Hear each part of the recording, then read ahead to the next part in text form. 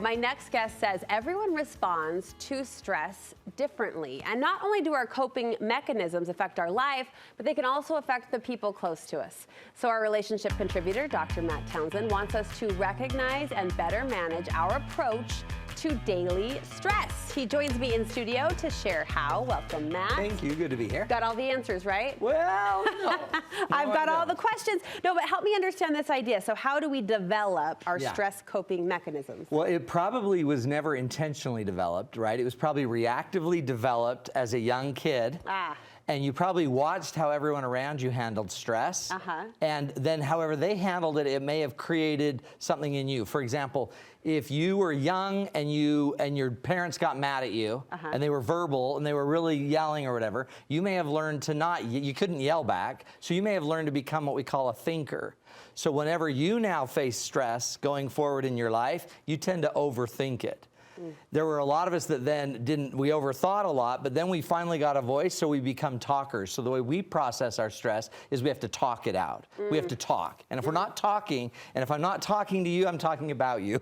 And I just talk, and that's how I process it out. So some are thinking, some are talking, some aren't talking, they're just working, they're acting, they're doing. They've got to be moving. Their entire way to manage their stress is to just keep working. And you know those people, they're the ones that never go to bed, and when everything calms down at night, they're still working and cleaning. And they might actually be thinking and processing about their stuff. And then some are actually avoiders. They don't do any of that. They just watch Netflix. They just get away from their stress and they avoid it. But every one of us have picked up some version of this. And whether it's our stress or our conflict, it's just how we handle the negative stuff of life. So neither one of those is wrong. No, it's just, they just are. It's just how do you handle stress? I avoid at first, but then I normally can't because there's a deadline or an issue that has to be met. You've got people who expect you to show up. But I spend a lot of time thinking. My head is constantly thinking. So if I make a mistake or if I do a speech and it doesn't turn out the way I wanted it, I will immediately stew. So I'm stewing.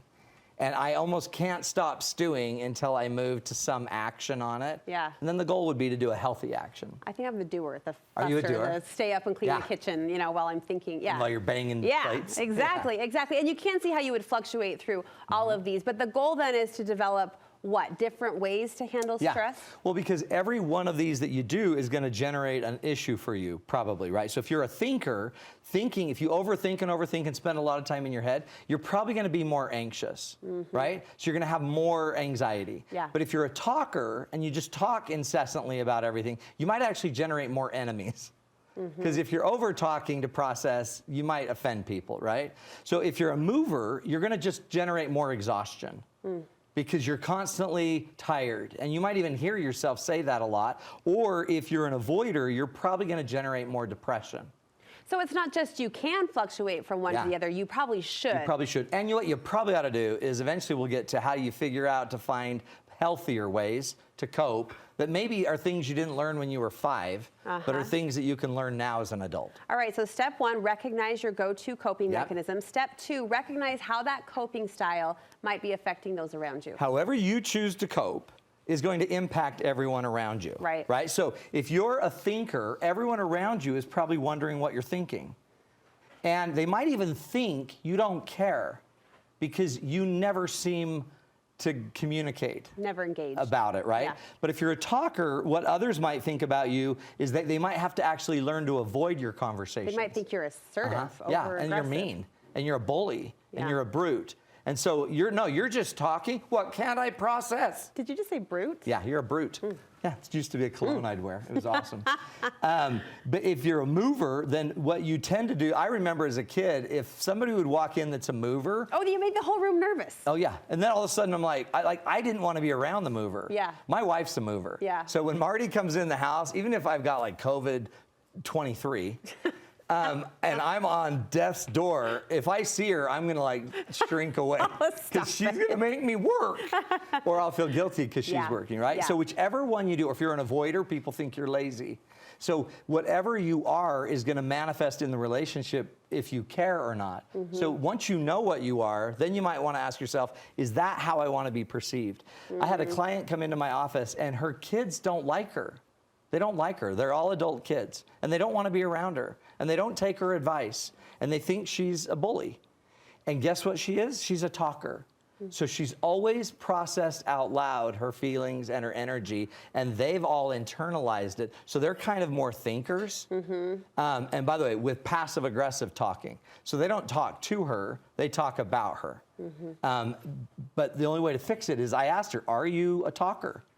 And then do you tend, well, yeah, that's just who I am. Well, no, that's not who you are. That's just how you process what you do. Your stress and your anxiety. Well, isn't that an interesting exercise, though, as we start to understand, you've described it so well, understand these coping ways, these coping styles. You really do not just understand yourself, but you gain sort of a compassion for other people, like looking at them totally differently than you might otherwise. They don't mean any harm when they have to talk. So if somebody says, I have to talk, or I can't stop thinking about it, or I've got to do something, Notice or I can't hear it anymore.